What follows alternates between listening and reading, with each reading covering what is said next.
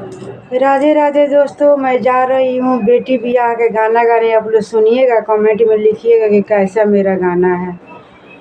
कहाँ से आवेला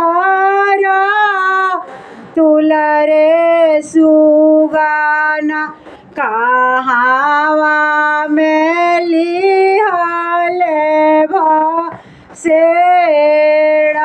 कहाँ में लिहले भसेड़ा।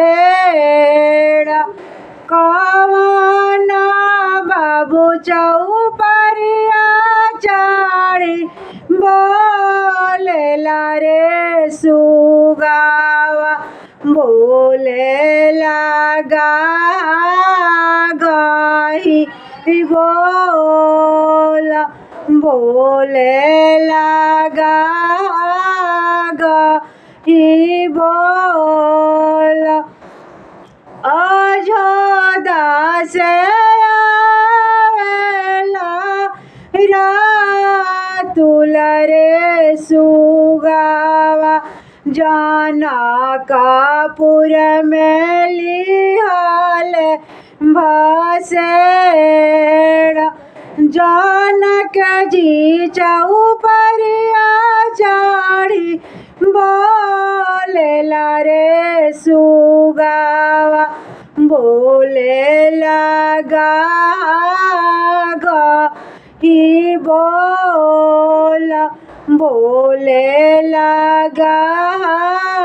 गाही बोला।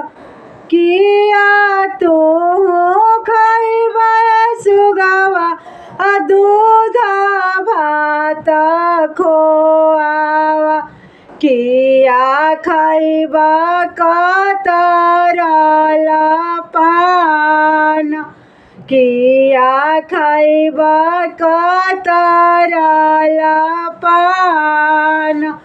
नहीं हम खइबा सासु दूध भात खोआवा, नहीं खइबा कतरल पान, नहीं खइबा कतरल पान। हमारा तो चाहिए सासु सुबही सीता, सुबही ताई देखी हृदय आजू उड़ासु, ताई देखी हृदय जुड़ासु।